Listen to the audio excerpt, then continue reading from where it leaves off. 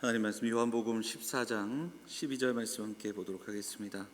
요한복음 14장 12절부터 15절까지의 말씀 함께 교독하도록 하겠습니다. 신약성경 172페이지 요한복음 14장 12절 말씀입니다. 내가 진실로 진실로 너희에게 이르노니 나를 믿는 자는 내가 하는 일을 그도 할 것이요 또한 그보다 큰 일도 하리니 이는 내가 아버지께로 감이라. 너희가 내 이름으로 무엇을 구하든지 내가 행하리니 이는 아버지로 하여금 아들로 말미암아 영광을 받으시게 하려 함이라. 내 이름으로 무엇이든지 내게 구하면 내가 행하리라. 너희가 나를 사랑하면 나의 계명을 지키리라. 아멘. 오늘도 가정에서 그리고 또 우리가 있는 그곳에서 함께 예배하는 사랑하는 성도들, 주께서 주시는 크신 은혜가 함께하는 귀한 시간이 되기를 간절히 소망합니다. 하나님께서 주시는 위로, 하나님의 말씀해 주시는 그 강건함이 우리 마음에 새겨지는 귀한 시간이 되고, 또 어렵고 힘든 때에 하나님 주시는 마음으로 힘과 용기를 얻을 수 있는 우리 영암의 모든 가족들이 되시기를 간절히 소망합니다. 자, 우리 장로님들 그리고 여기 계신 분들은 인사하고요. 가족에서도 인사하겠습니다. 은혜 많이 받으시겠습니다. 은혜 많이 받으세요. 이렇게 인사할까요? 네. 본문의 말씀 의지해서 예수 그리스도의 이름으로라는 제목으로 말씀 전하도록 하겠습니다. 요한복음을 함께 나누고 있는데, 제가 설교 준비를 할 때는 본문이 이제 정해져 있잖아요. 요한복음 쭉 나가기 때문에 이 본문 저 본문 고민할 필요는 없는데, 그래서 본문을 좀 미리 읽고 한 3개월 정도는 설교 준비를 미리 해놓습니다. 그러니까 설교 준비를 해놓는 게 아니라 설교 본문을 미리 이렇게 좀 잘라놓는. 그래서 이번 달에는 이렇게 해서 첫째 주는 요 본문까지 이렇게 하는 작업들을 하는데, 원래 14장은 지난주 1절부터 11절까지 본문이었고, 오늘 12절부터 마지막 절까지 이 본문을 하나로 두어서, 사실은 지난주에 우리가 낙심한 제자들을 위로하는 주님의 말씀, 근심하지 말라고 하시면서 내가 길이요 진리요 생명이니 나를 바라보라고, 그리고 그 길을 따라오라고 말씀하시는 주님의 음성을 들었고, 그리고 이제 12절부터 나오는 말씀은 그럼에도 불구하고 제자들이 그 일을 감당할 수 없기에 예수님께서 약속하시는 성령, 또 다른 보혜사라고 요한복음에는 분명하게 설명하고 있는 그 성령에 대한 약속이 12절부터 마지막 절까지 나오거든요. 이제 그 이야기를 전하고자 했는데, 그래서 설교를 준비하는 가운데 지난 한 주 동안 계속적으로 이렇게 들려오는 이야기들이나 뉴스, 그리고 또 묵상할 때마다 주시는 마음들이 참 쉽지 않은 부분들이 있었습니다. 그래서 다시 이 14장을 읽고 또 읽는 가운데 이 12절부터 15절 짧은 구절이지만 이 본문을 가지고 좀 다시 설교를 준비하면서, 오늘을 살아가는 우리가 성도이고 예수 그리스도의 이름으로 기도하고 또 예수 그리스도의 이름으로 살아가는 성도인데, 과연 그것은 어떤 의미일까? 좀 그 이야기를 좀 먼저 좀 나눠 보려고 합니다. 하나님께서 인간을 지으시고 심판을 하신 적이 있죠. 창세기 6장, 창조에서부터 멀지 않았던 그때에 심판이 있었습니다. 물로 심판하셨던 적이 있습니다. 본문을 보면, 창세기 본문을 보면 하나님이 사람을 지음을 후회하셨다고까지 표현할 정도요. 그러면 왜 하나님 후회하셨고 왜 심판하셨을까? 본문을 한번 보면 이렇게 말씀하죠. 한번 보겠습니다. 그때 온 땅이 하나님 앞에 부패하여 포악함이 땅에 가득한지라. 그때의 땅의 모습들을 우리에게 설명합니다. 자, 13절은 같이 한번 읽겠습니다. 13절 같이 읽겠습니다. 시작.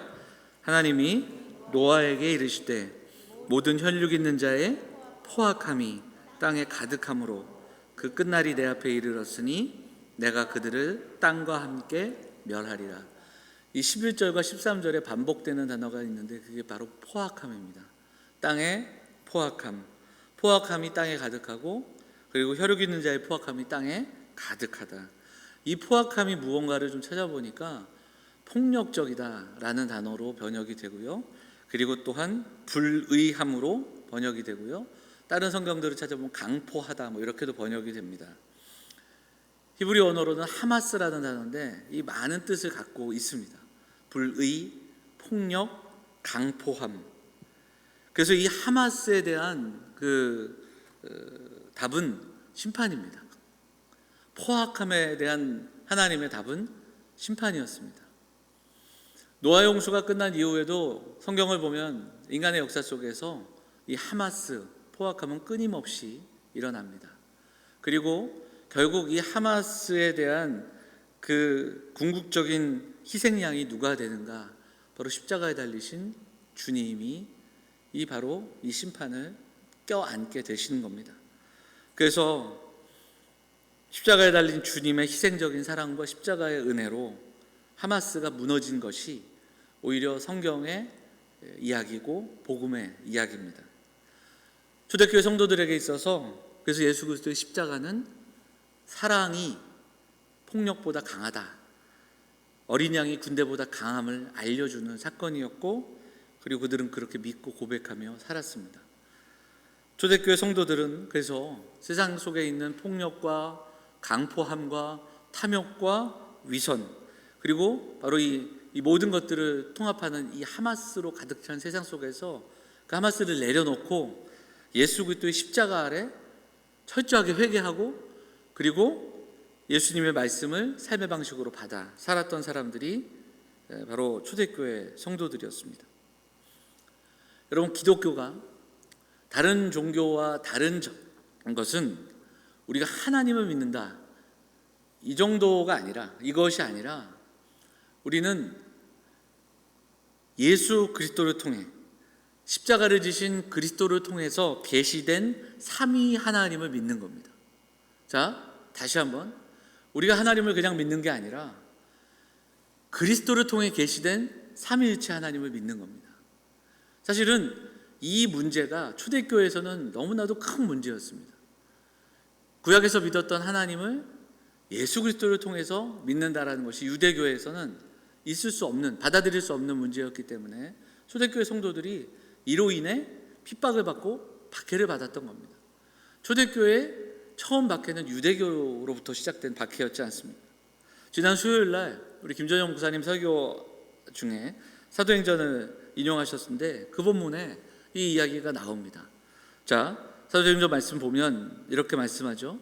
그들이 옳게 여겨 사도들을 불러들여 채찍질하며 예수의 이름으로 말하는 것을 금하고 놓으니 사도들은 그 이름을 위하여 능욕받는 일에 합당한 자로 여기심을 기뻐하면서 공회 앞을 떠나니라, 이렇게 되어 있습니다.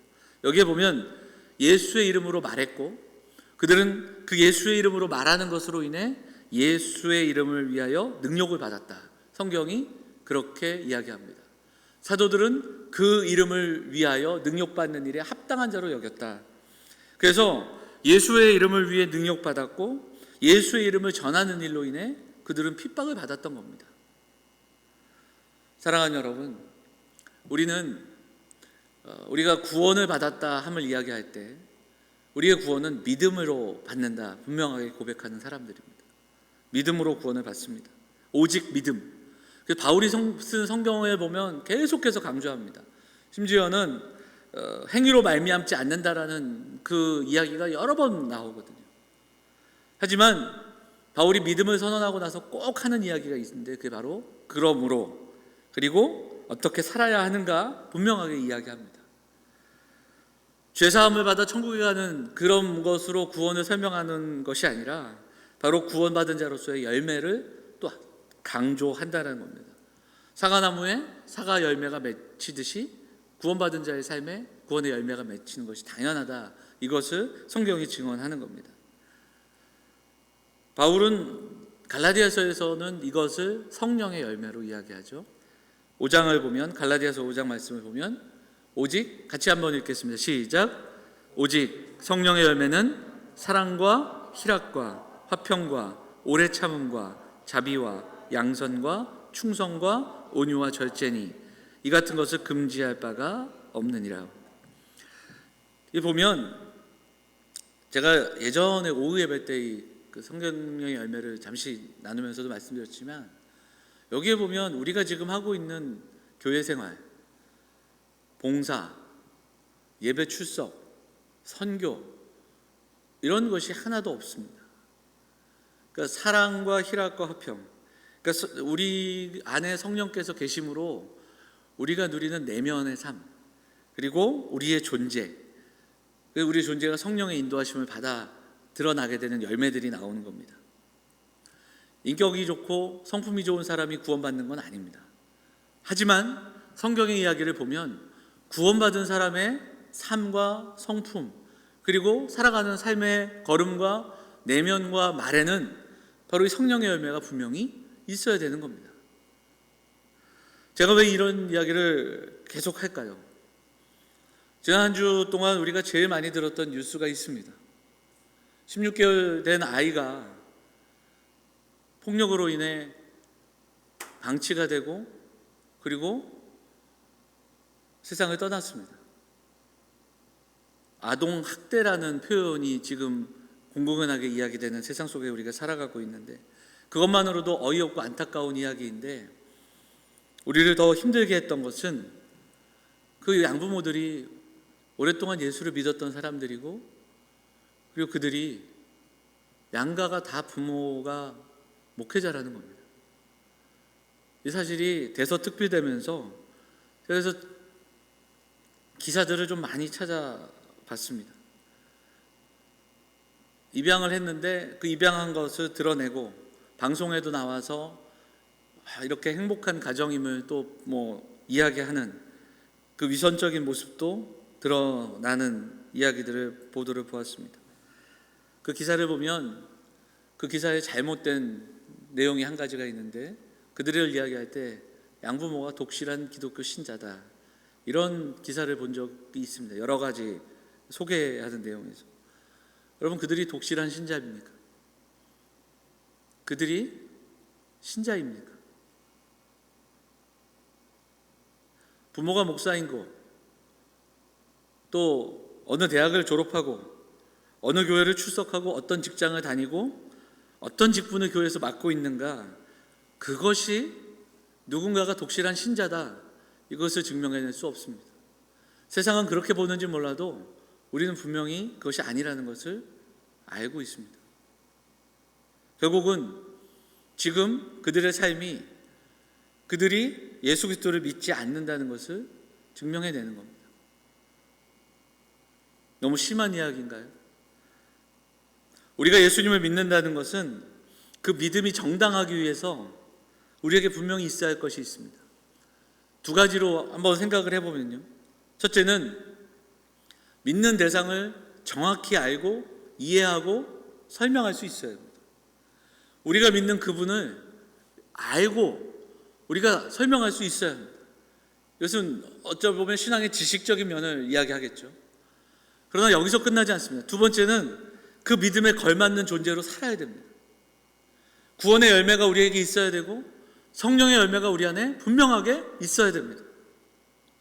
우리가 믿음으로 구원받음을 강조하고 성경 말씀을 가르치고 또 배우고 또 그 교리들을 또 배우지만, 믿음에 걸맞는 존재, 그 믿음의 열매를 가지고 살아가는 그 존재로 살아가는 것은 참 쉽지 않은 겁니다.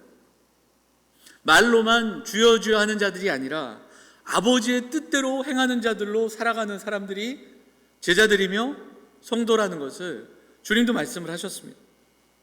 오늘 사랑하는 성도들이 우리가 과연 그 제자인가? 혹시 우리는 주여 주여 이렇게 외치고 있지만은 않은가? 예수님께서 이 땅에 오셔서 당시에 종교인들을 바라보면서 하셨던 그 회칠한 무덤 같다라는 표현, 외식하는 자들, 무언가를 보이려고 포장하고 우리가 믿는 그 믿음의 도리가 나를 둘러싸는 포장지로만 사용되는 그런 모습으로 우리가 살아가고 있지 않은가?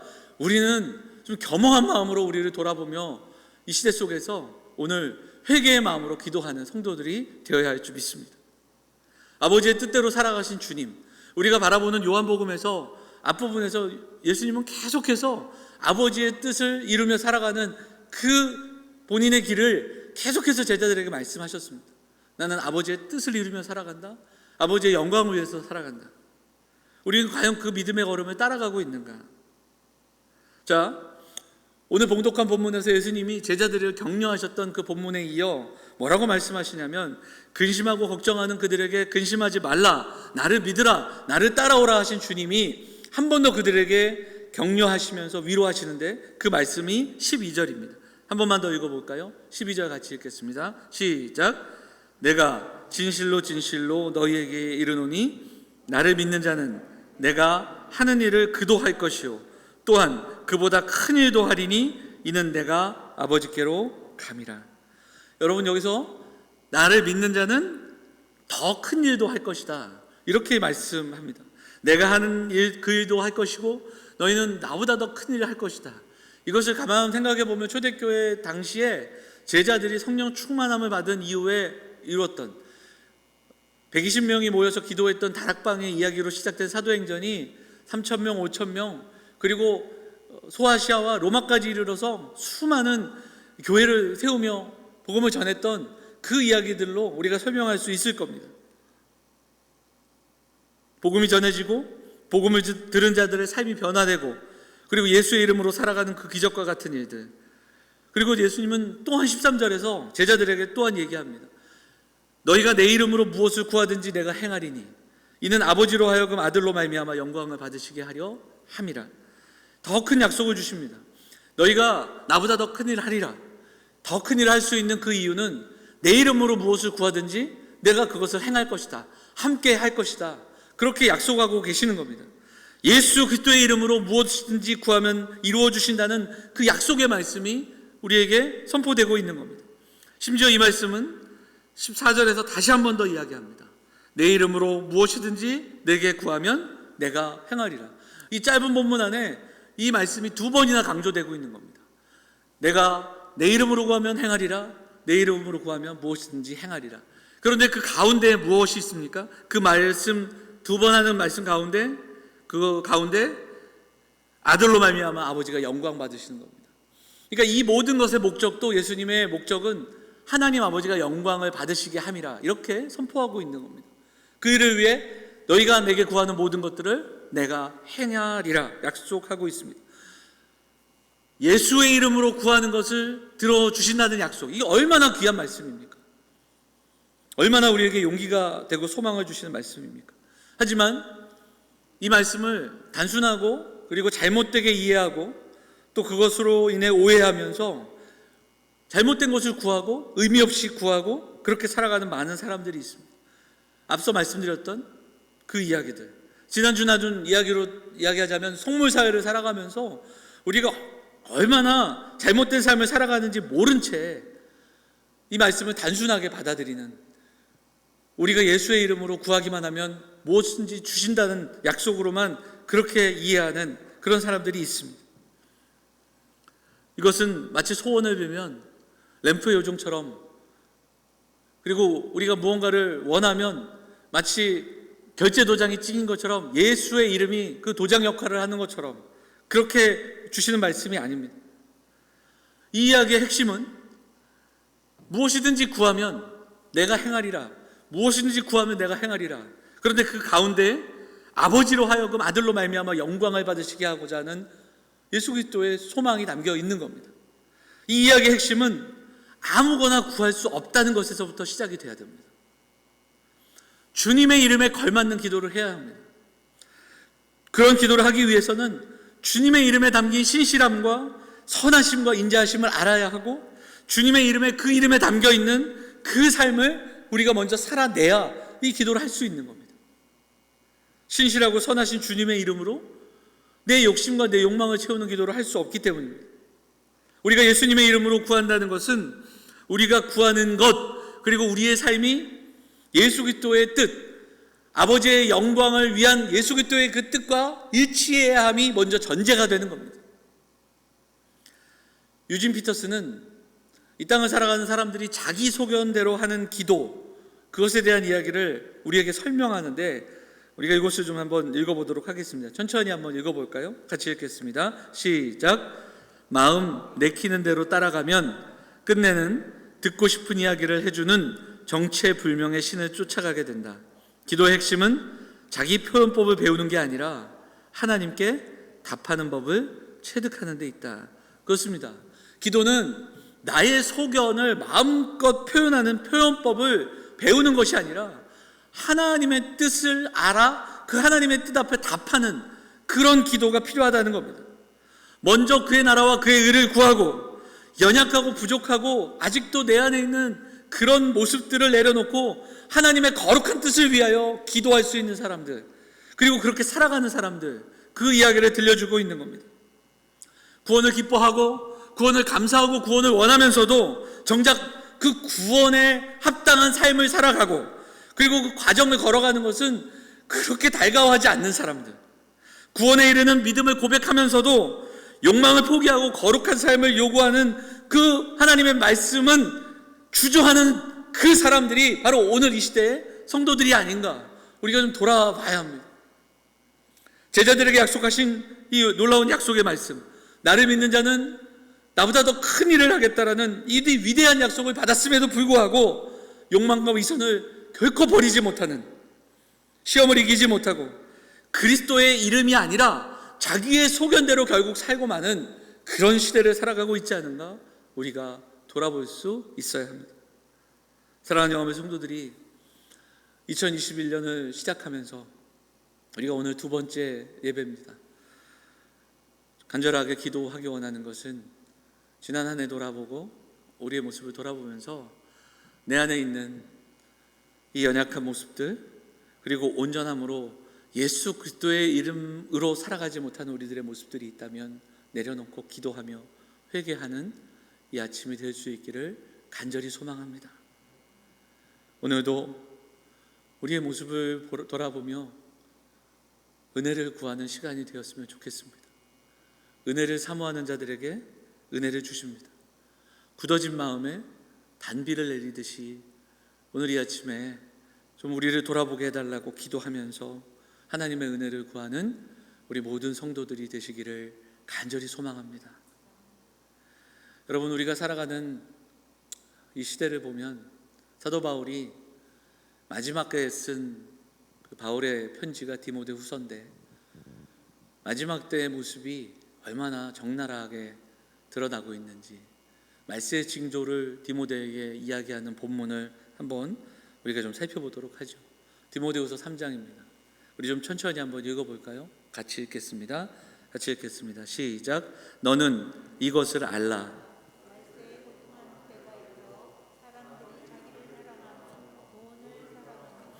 자랑하며 교만하며 비방하며 부모를 거역하며 감사하지 아니하며 거룩하지 아니하며 무정하며 원통함을 풀지 아니하며 모함하며 절제하지 못하며 사나우며 선한 것을 좋아하지 아니하며 배신하며 조급하며 자만하며 쾌락을 사랑하기를 하나님 사랑하는 것보다 더하며 경건의 모양은 있으나 경건의 능력은 부인하니 이 같은 자들에게서 네가 돌아서라.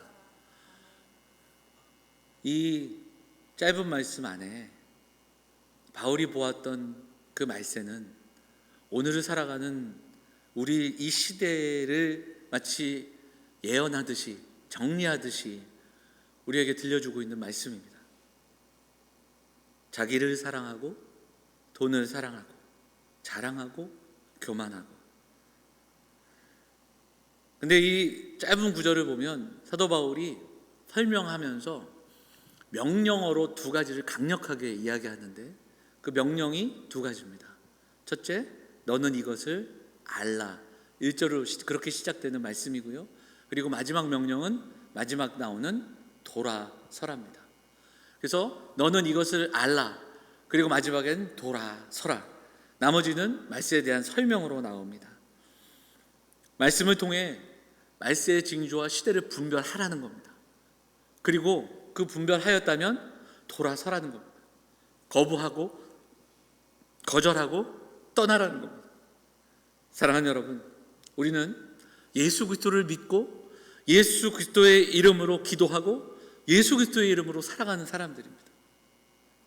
어둡고 악한 세상을 살면서 인간적인 노력과 수고, 그리고 세상에서 받는 인정과 그 세상의 영광을 사모하는 종교 생활을 하는 자들이 아닙니다.